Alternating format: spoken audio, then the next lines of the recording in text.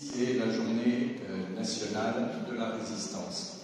Alors, comme je le disais à la fondatrice à l'instant de votre organisation ici, ce n'est pas un hasard. J'habite à Paris et j'habite exactement à 50 mètres du petit appartement au volet clos, dans un petit immeuble discret, anodin, dans une rue qui s'appelle la rue Dufour. Et c'est à la rue Dufour qu'a siégé dans un espace clos avec les volets fermés, hermétiquement fermés, qu'a siégé le 27 mai 1943 le Conseil national de la résistance.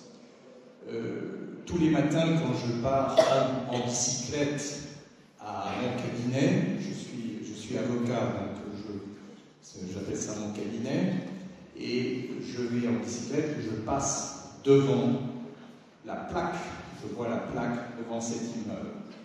Et tous les matins, je me dis, c'est incroyable que des hommes et des femmes d'une telle intensité intellectuelle ont pu se réunir dans cet endroit-là pour en fait jeter les bases de ce qui ensuite va devenir la France libre, avec le général de Gaulle à Londres également, et surtout de jeter les bases de toute notre organisation moderne, celle qui va marquer les grands principes de la 4e et enfin maintenant de la 5e République.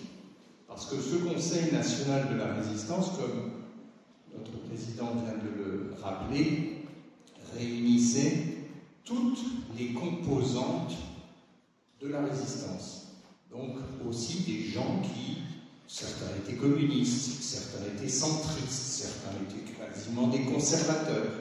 Mais ils avaient tous une idée commune, c'est se battre contre la dictature, contre le fascisme, contre l'arbitraire, contre l'occupation brutale et contre la destruction des idéaux de la démocratie.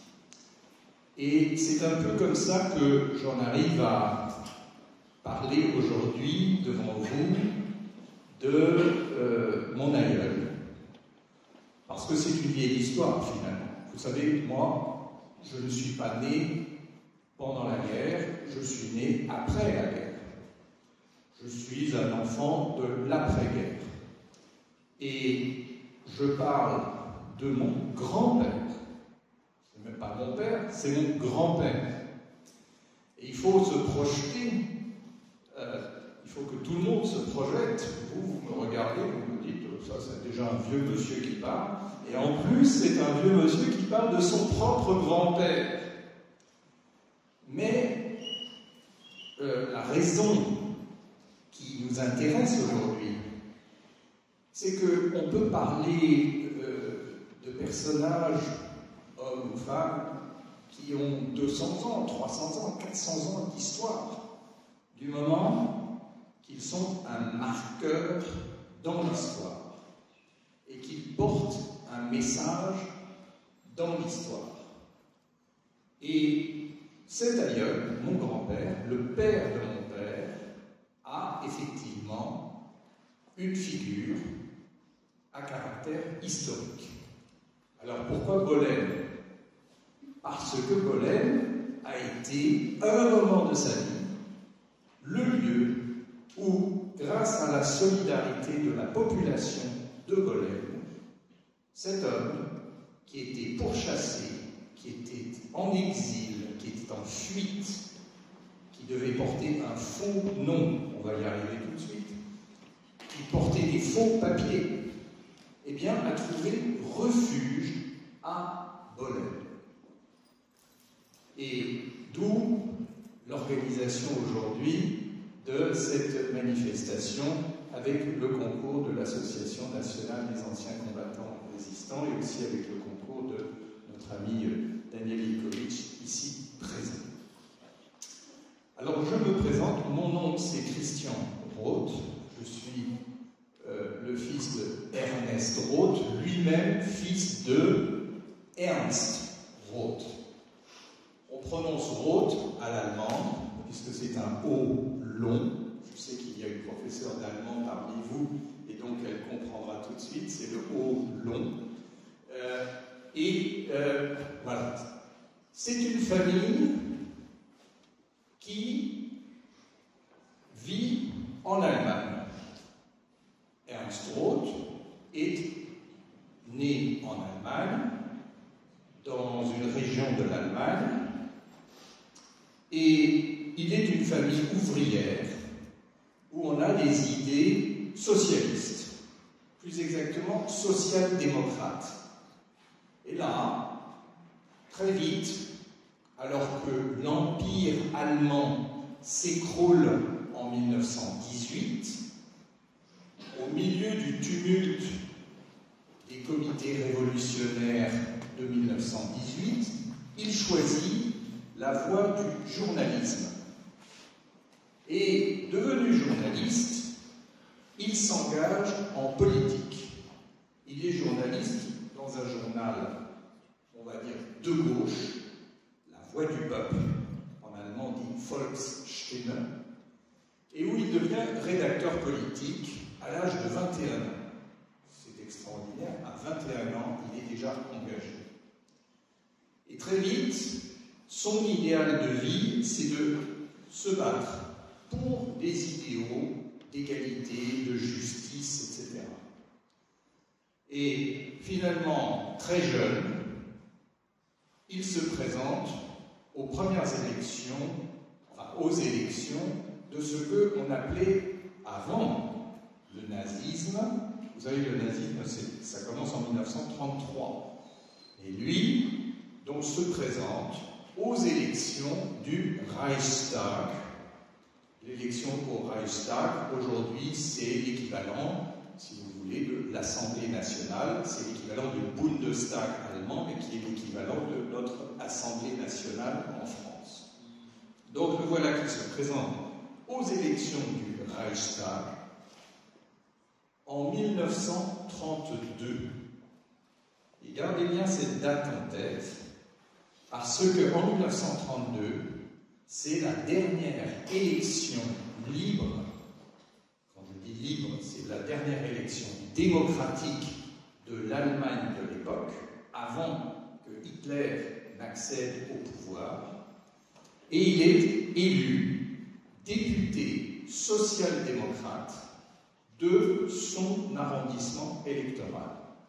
Et le document que vous voyez ici, il est écrit à la manière ancienne, c'est-à-dire en allemand gothique, c'est en allemand, et c'est un document rarissime, car la plupart de ses collègues à lui, qu'ils aient été communistes ou socialistes, ont soit été arrêtés et assassinés, ou n'ont pas pu sauver des documents avec eux, puisqu'ils étaient emprisonnés quasi immédiatement. Ce document, je dois encore vous avouer que je ne sais toujours pas comment il a pu rester dans les papiers de notre famille.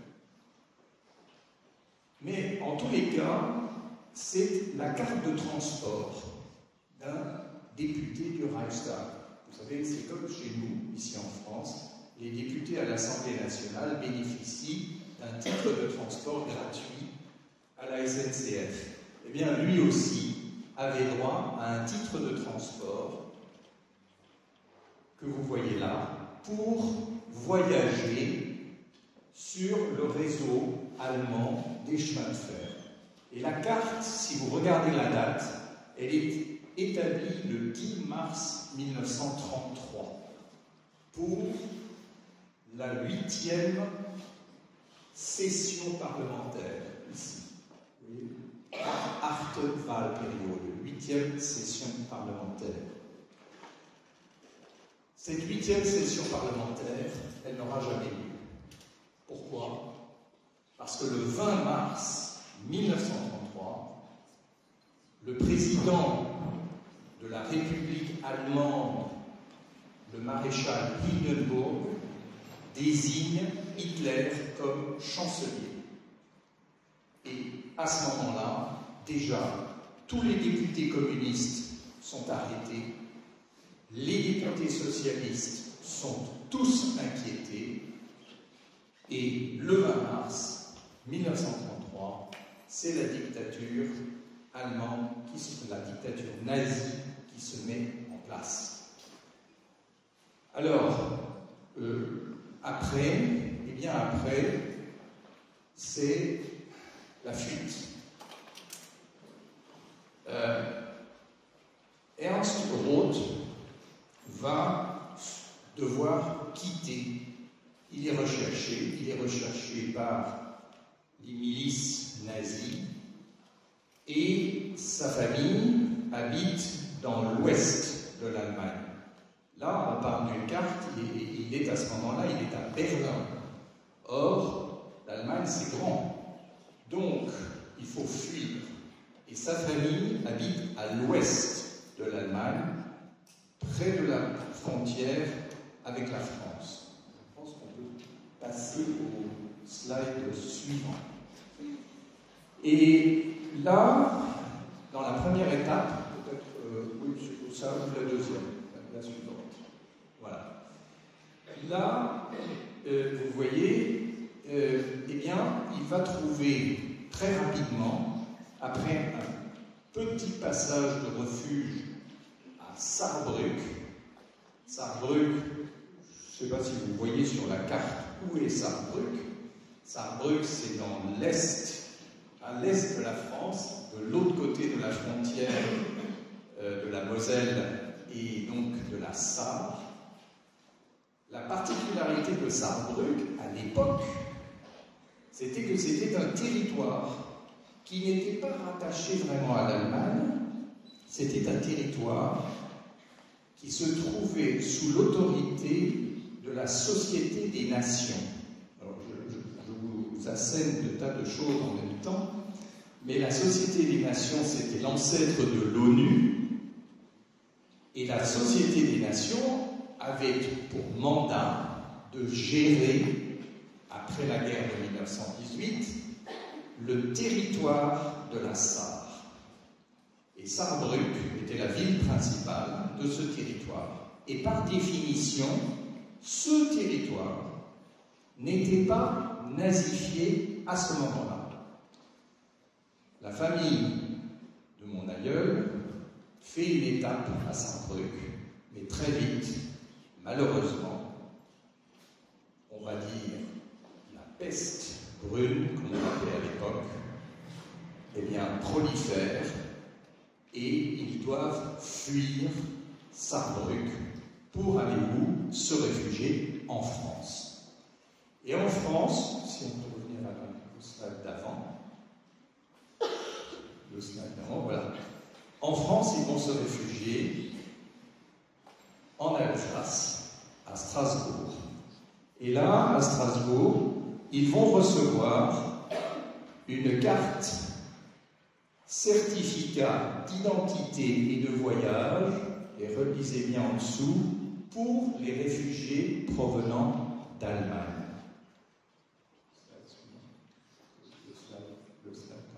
Voilà.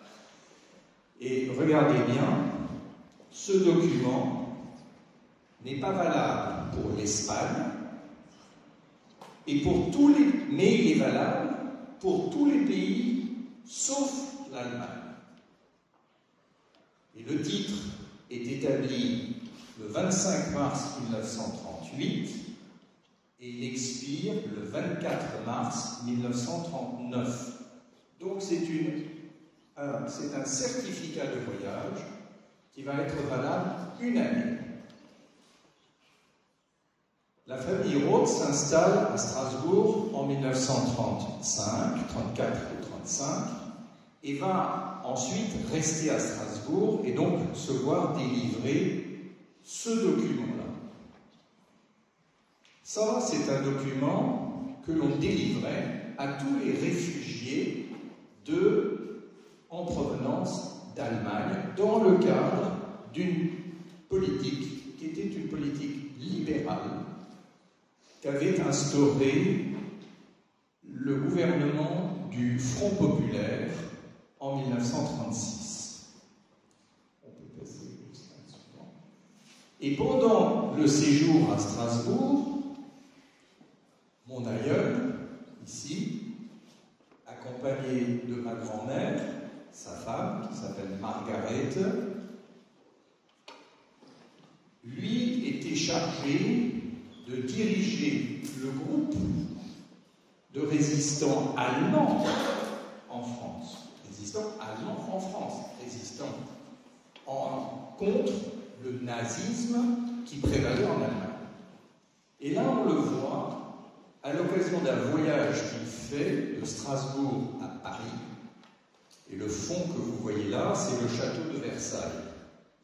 Et c'est un des rares clichés que nous avons de lui lors de ce voyage, où, venant en 1936 à l'occasion d'une exposition universelle qui a beaucoup marqué les esprits à l'époque, il est venu pour visiter les fameux pavillons internationaux et pour reprendre des contacts avec tous les émigrés allemands qui vivaient en France à ce moment-là. Alors, pendant qu'il est en France, par le canal d'un courrier qui lui vient de la Suisse, c'est pas un courrier qui est arrivé d'Allemagne en France en direct, c'est passé par la Suisse, il reçoit dans la poste ce document. Et ce document, vous le verrez le plus en détail sur les tableaux. Regardez bien ce document. C'est le journal officiel de l'Allemagne nazie. Vous voyez en haut, journal officiel de l'État de Prusse avec l'aigle et la croix gammée. Et ici, vous allez avoir un texte, qu'on ne voit pas très bien ici, avec une liste de gens dont on déclare qu'ils sont déchus de la nationalité allemande. Donc ceci, c'est le document officiel par lequel mon grand-père va apprendre qu'il est déchu avec sa famille, lui, sa femme, mon père et mon oncle, les 4 de la famille, sont déchus de la nationalité allemande. Vous vous imaginez ce que c'est de ne plus avoir de passeport demain? On vous dit, toi, demain, bah non, tu n'es plus français, tu es français. Demain, on te dit, bah non, tu es déchu de la nationalité française. On t'enlève ta nationalité. Voilà le papier. Et qu'est-ce qu'on devient quand on est déchu de la nationalité? Ça s'appelle comment? On est apatride. Voilà, apatride, c'est-à-dire sans patrie. Apatride. Donc les voilà. En avril 1939, il apprend, par la poste, si je peux dire, via un réseau de soutien qui est basé en Suisse, il apprend qu'il est déchu de la nationalité allemande.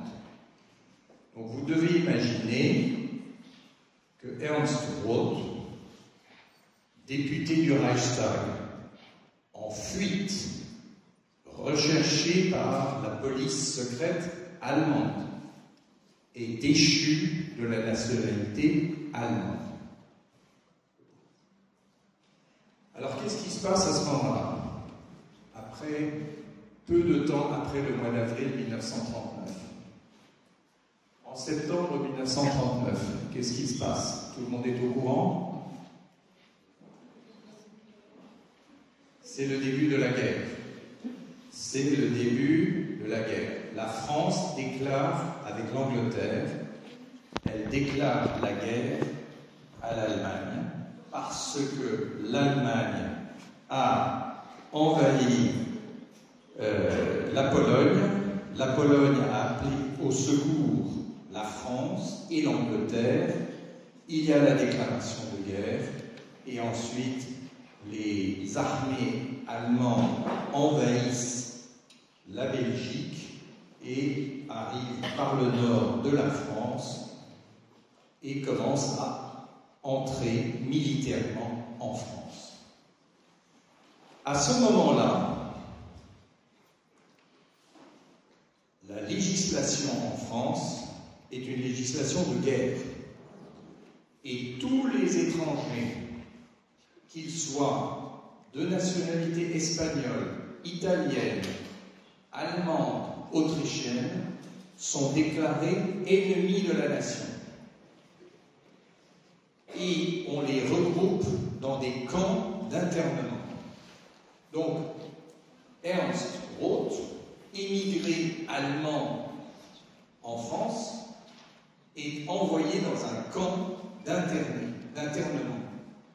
Et dans ce camp, qui se trouve quelque part dans les Vosges c'est des petites montagnes là-bas vers l'est de la France, dans les Vosges, il décide de se porter volontaire pour combattre. Et ce document va être le document que nous avons retrouvé par lequel il s'engage dans la Légion étrangère. La Légion étrangère, vous savez ici à peu près, c'est pas très loin, il me semble, à Aubagne, ou même à Orange. Et je vais vous montrer ensuite, voilà où était la Légion étrangère en 1940. Cette photo, c'est une photo qui est prise à Sidi Bel Abbès, en Algérie. C'était, en 1940, le siège de la Légion étrangère.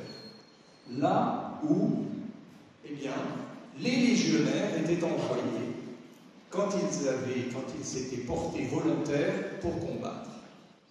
Et vous retrouvez Ernst Roth,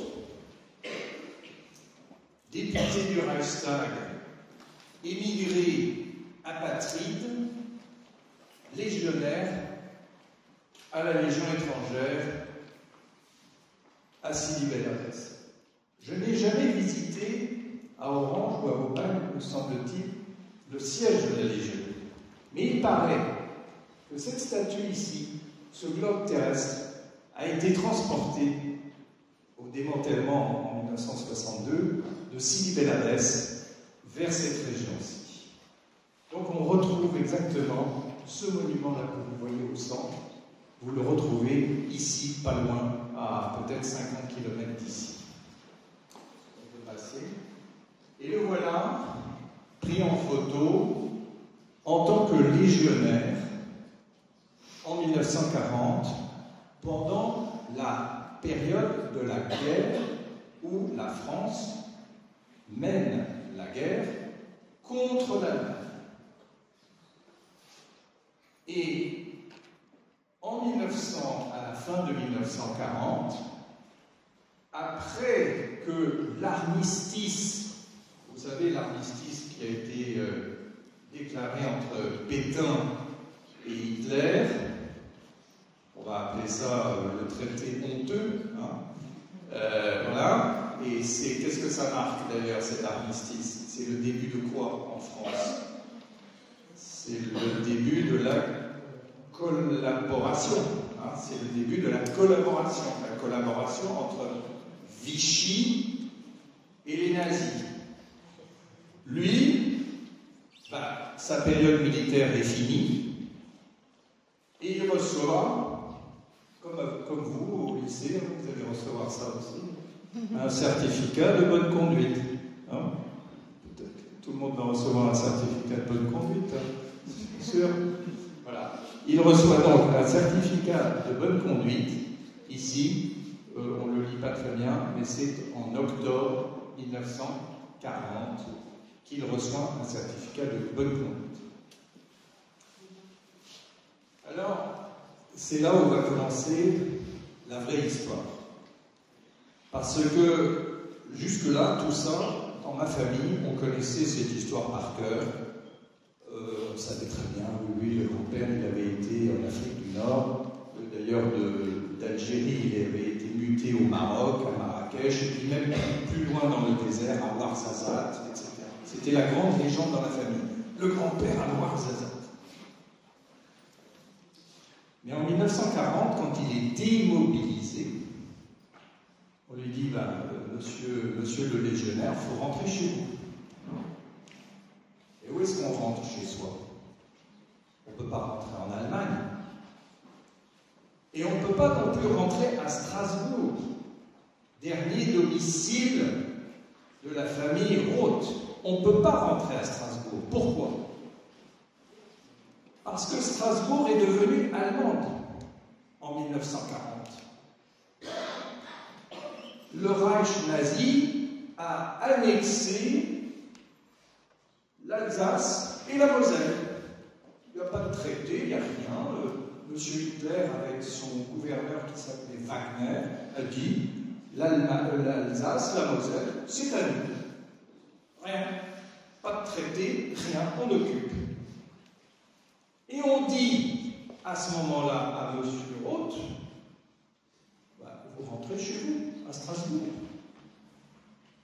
Monsieur Roth, il est député du Reichstag, il est émigré, il est déchu de la nationalité allemande.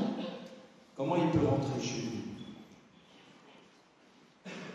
Alors, pendant ce temps-là, pendant que lui était au Maroc, sa famille, sa femme et ses 2 fils, avec tous les Alsaciens de Strasbourg, avaient été envoyés comme réfugiés en Dordogne.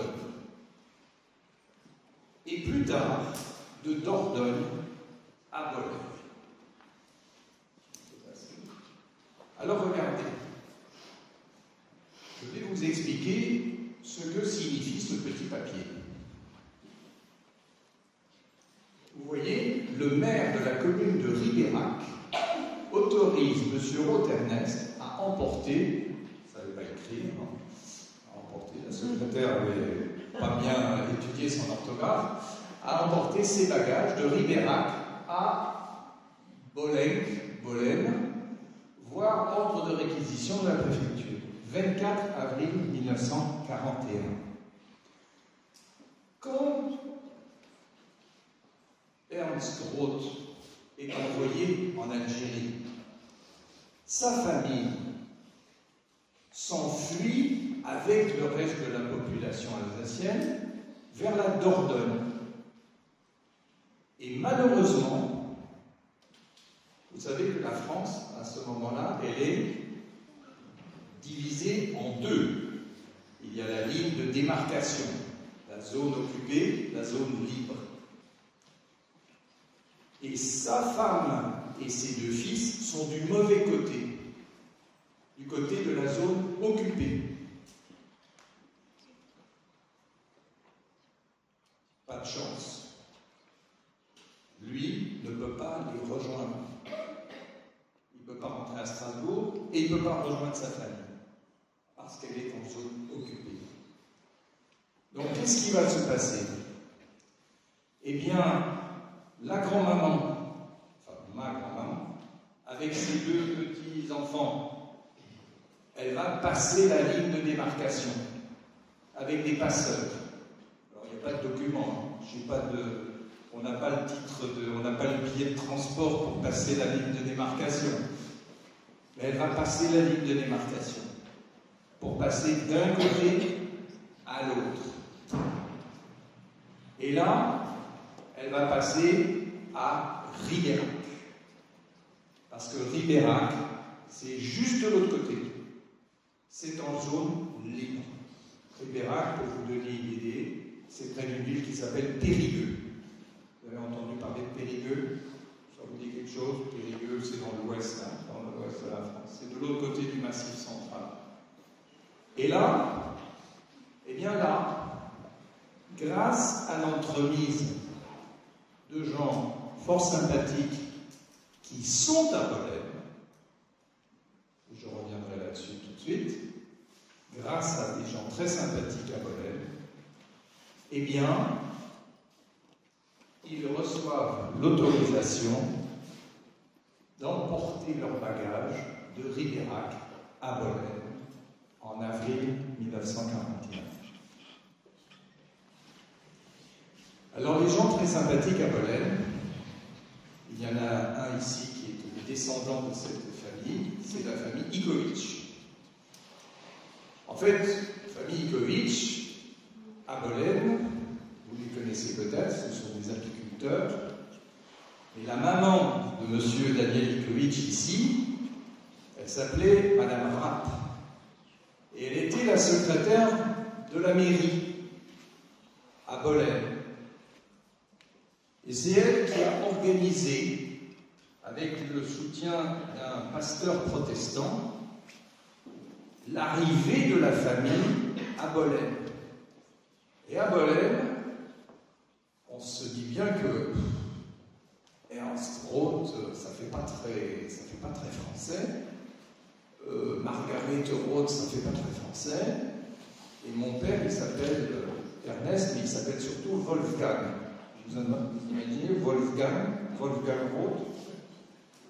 Il y a Mozart qui s'appelle Wolfgang, mais Wolfgang Roth, en 1941-42, c'est difficile, hein? Alors, voilà ce que, à la mairie, au commissariat de police de Bolène, en août 1943, voilà ce qu'on va fabriquer pour la famille Roth. Ça va s'appeler Roté. Ah oui, bon, on a Roté, c'est pas très drôle en français, mais bon, ça sonne mieux que Roth. Et on va l'appeler, c'est son vrai prénom, Philippe. Mais regardez, là, on va lui donner une commune de naissance qui s'appelle Eschwiller. En fait, sa vraie naissance, c'est Ernst Weiler, quelque part en Allemagne. Mais là, il va être né à Eschwiller, dans le Bas-Rhin. Le Bas-Rhin, c'est en France, c'est en Alsace. Et le mode d'acquisition de la nationalité française, par filiation. Il est le fils de Henri Roté, et sa mère, qui s'appelle Suzanne Straub. Et il est régisseur agricole. Il n'est pas régisseur agricole, il est journaliste. Il est journaliste et il est député du Reichstag. À Bolène, il habite avenue de Sud. Commissaire de police de Bolène, 14 août 1943. Et aujourd'hui encore, toute notre famille, que nous soyons les héritiers, les descendants, nous disons merci à la population de Bolène et à cette population bienveillante qui a participé à obtenir ce type de document. Ici, un autre exemple. Le livret de famille. Ce livret de famille est un faux absolu. Il est complètement faux.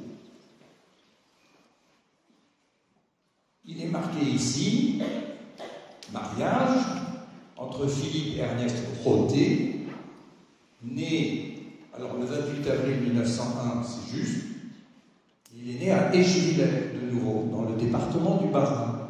Il est comptable. Il n'est plus régisseur agricole, mais il est comptable. Et il est marié avec Marguerite Schneider, sa femme, qui, elle, est née à Strasbourg. Elle n'est jamais née à Strasbourg, elle est née en Allemagne. Et surtout ici, vous avez l'enfant, l'aîné, mon père, Roté, Ernest, il s'appelait Wolfgang, hein, vous vous souvenez? Je vous ai dit. Là, il s'appelle Ernest Jean. Ça fait mieux que Wolfgang. Et Ernest, il était né en Allemagne, dans une ville qui s'appelle Mannheim. Mannheim, c'est une très grosse ville en Allemagne. Et là, on l'a fait naître à Molsheim. Alors, Molsheim, Mannheim, en 1943 à Bolène. Excusez-moi du peu, mais peut-être qu'on ne comprend pas bien la différence. Bolène, 16 novembre 1943, signé par le maire de Bolène, M. Marius Cuilleret.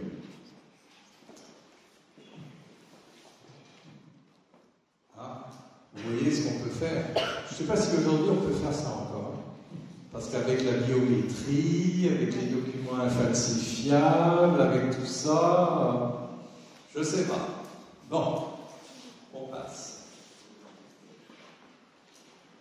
Alors, maintenant on va rentrer dans le vif du sujet. Je suis dans les temps, toujours. Je regarde les organisateurs. On est dans les temps. Oui, parfait. Ça, c'est la seule photo dont on dispose dans la famille entre 1942 et 1945. C'est la seule photo de lui à Bolène. Il est ici à gauche, et sur sa gauche, donc ici vu de nous à droite. Ce monsieur à droite s'appelle Théo Klein. C'était un pasteur protestant de l'église protestante d'Alsace qui accompagnait les nombreux réfugiés alsaciens qui se trouvaient à Bolène. Pourquoi je dis que cette photo est la seule?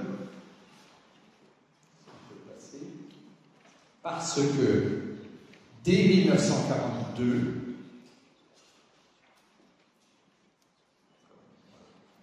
il s'engage dans la résistance.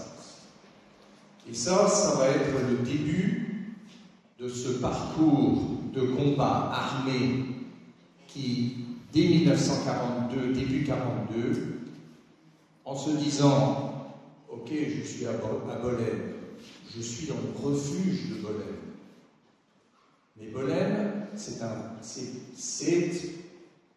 endroit qui va servir de couverture. Il a des faux papiers, il a un emploi prétendument de régisseur agricole, mais en fait, il entre dans la résistance armée. Et dans la résistance armée, il va obtenir très vite le grade d'adjudant-chef, c'est-à-dire sous-officier, et surtout, et ça il faut que vous vous en rendiez compte, il va être le chef d'un groupe de transmission. Alors, qu'est-ce que c'est les transmissions? Avec les écouteurs sur les oreilles. Il faut que vous vous imaginiez. J'ai écrit dans un petit texte, je voudrais peut-être vous le lire, parce que c'est très intéressant pour que vous compreniez l'ambiance qui prévalait à l'époque dans la résistance. C'est un historien qui l'écrit, c'est pas moi, je vous cite. Je vous lis ça parce que vous devez comprendre la situation, l'ambiance. C'est un très grand historien qui s'appelle Gilbert Badia et qui a cité mon grand-père dans différents articles parus dans les années 1990.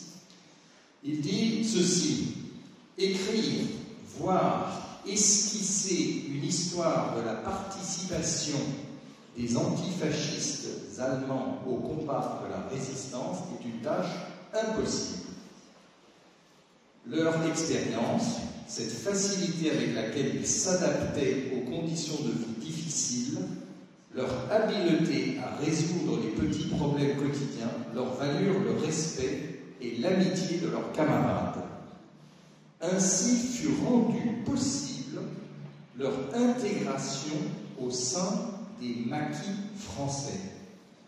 Car celle-ci, c'est-à-dire cette intégration, n'allait pas de soi. Un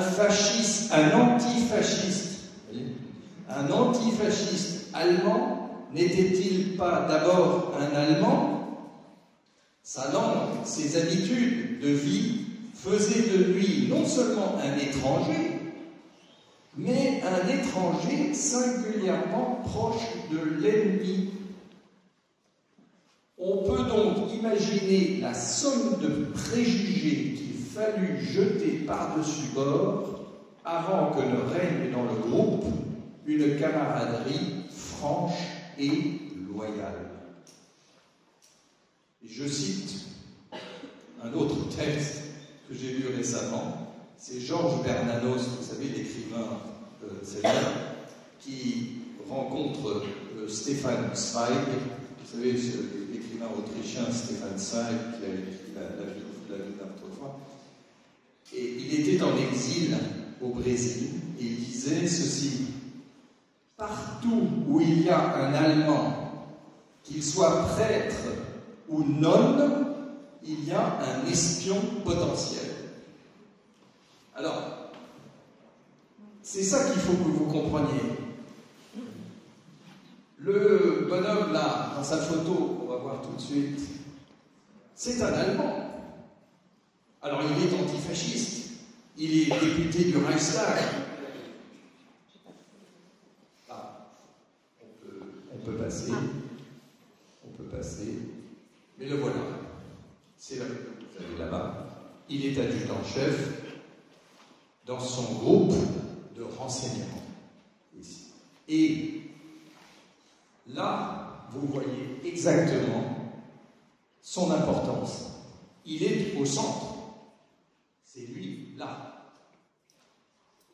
Les autres sont tous ses subordonnés de son bataillon, enfin de son groupe. Il est le patron du groupe. Et c'est ce que exprime Gilbert Badia dans son article en disant « c'était pas du tout évident ». La photo suivante. Alors, ça c'est le groupe de transmission avec les noms des soldats qui composaient le groupe. Alors vous voyez à droite esquissé au crayon ce dont ils étaient équipés. Fusil, mitraillette, fusil, blablabla, etc., mitraillette, etc. Et ça c'est la vraie activité militaire. Et le voilà, je suppose que vous devinez où il est. C'est le deuxième à partir de la gauche. Il est là. Et là, il est non plus à Bolène, parce que je pense qu'à cette époque-là, c'est en 1944, il est dans la Maurienne. Donc dans la Maurienne, c'est dans les Alpes. Et il est dans la lignée pour partir vers l'Alsace pour libérer au fur et à mesure le nord de la France.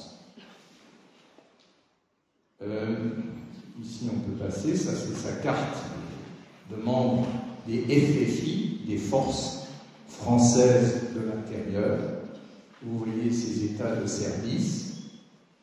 Il a été positionné en Algérie, au Maroc, puis dans la résistance, le groupe Hector, le bataillon Morvan, le bataillon Bernard. Alors ça, c'est une photo pour vous qui est intéressante, vous qui êtes de Bolène. Quelle est la date de libération de Bolène?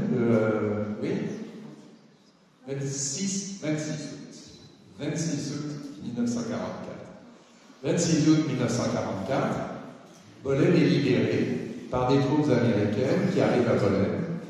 Et ça, c'est ma grand-mère, ici, au premier plan. Mais on ne voit pas mon grand-père, il n'est pas là. Pourquoi? parce qu'il est dans la résistance quelque part, il est dans la Maurienne, il est loin. Donc ça, c'est une photo de la libération à Pollen. Et il est membre d'une organisation qui s'appelle le Front National. Ça n'a rien à voir avec le parti de Madame Le Pen, hein. Ça n'a rien à voir du tout. Je crois qu'elle a copié-collé ça plus tard. Mais c'était le nom de l'organisation politique des forces françaises de l'intérieur à l'époque. Voilà. Alors, après, c'est la fin de la guerre.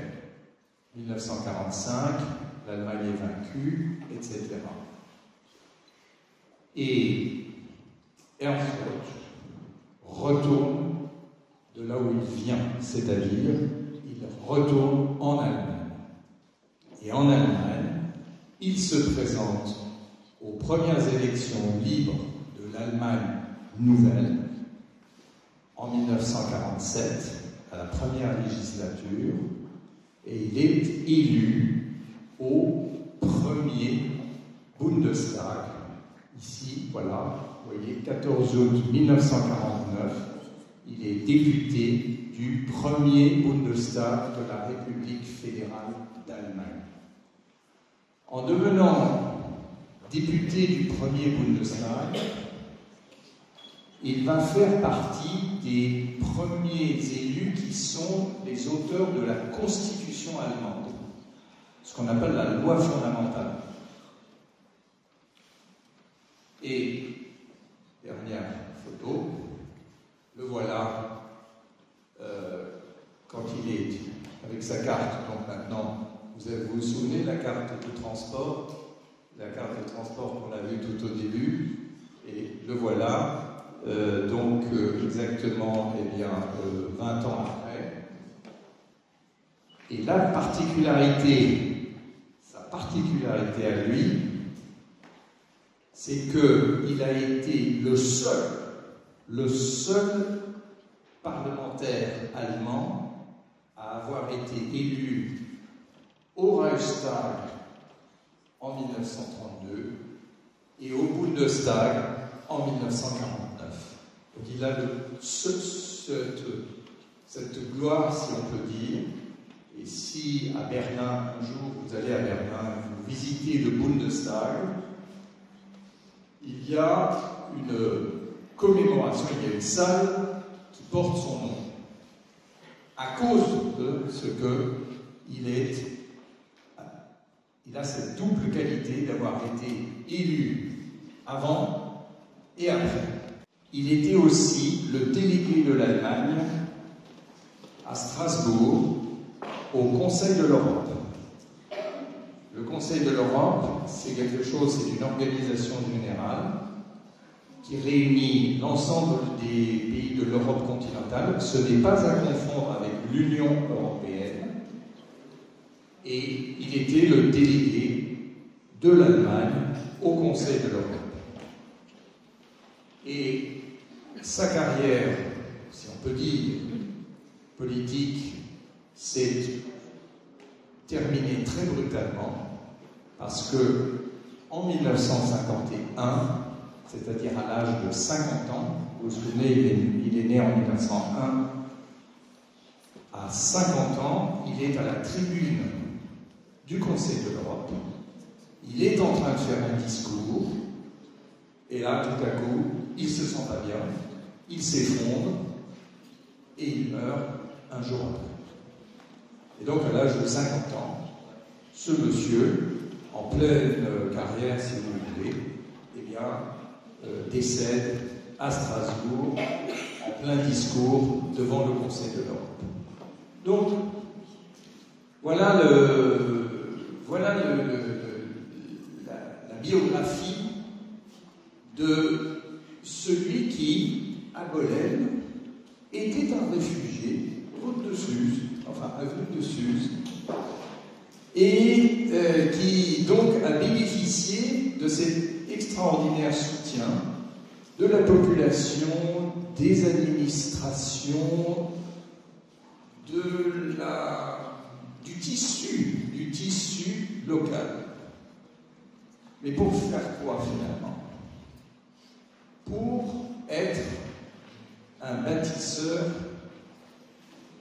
de la démocratie, un bâtisseur de la vie en groupe, de la liberté, de pouvoir s'exprimer librement, de pouvoir circuler librement.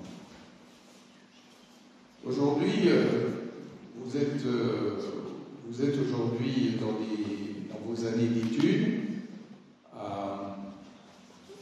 Demain, vous allez peut-être vouloir aller à Barcelone, ou vous allez peut-être vouloir aller à Londres, ou vous allez peut-être vouloir aller à Rome ou à Amsterdam pour continuer à faire vos études, ou juste voilà.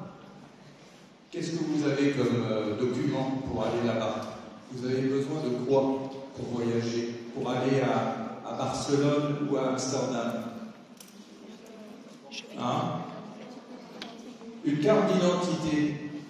Vous vous rendez compte? Vous n'avez pas besoin de passeport. Vous avez une carte d'identité. Ça suffit. Vous avez vu, lui, je l'ai écrit quelque part, mais il a eu 18 cartes d'identité dans sa vie. 18 cartes d'identité différentes. Quand vous allez à Barcelone ou à Amsterdam, vous utilisez quelle monnaie? Comment ça se fait? Vous n'avez pas des pesetas, vous n'avez pas des gulden, vous n'avez pas des Deutschmark. Pourquoi vous avez tout ça?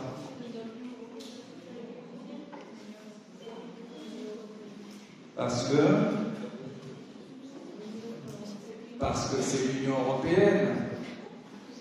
Parce qu'on a une seule monnaie unique. Donc on voyage sans passeport, on a une seule monnaie, on voyage, comment on appelle ça? On voyage librement. Pas de visa, pas besoin de changer d'argent. Et le téléphone portable, vous faites comment quand vous arrivez à Barcelone? Vous changez même pas de carte. C'est le même tarif. C'est incroyable. C'est le même tarif qu'en France. Voilà ce qu'est l'Europe. Et pourquoi est-ce que c'est comme ça? Parce qu'on a des gens comme lui qui se sont battus pour que les peuples d'abord se réconcilient, se construisent une maison commune avec un toit commun. Et ce toit commun, c'est quoi? Le toit qui nous protège, c'est quoi? C'est la démocratie. C'est la démocratie. Et la démocratie, c'est le respect des autres. C'est le respect des opinions des autres. Donc voilà le parcours de ce monsieur. Et maintenant, j'ai assez parlé. Je pense que c'est à vous de poser des questions, de me poser des questions sur voilà, qu'est-ce que vous en pensez, et puis qu'est-ce que vous voulez faire aussi plus tard. Moi, ça m'intéresse beaucoup que vous me disiez ce que vous voulez faire. Et est-ce que vous voulez surtout beaucoup voyager dans cette Europe qui est un grand pays de 750 millions d'habitants? Voilà, merci.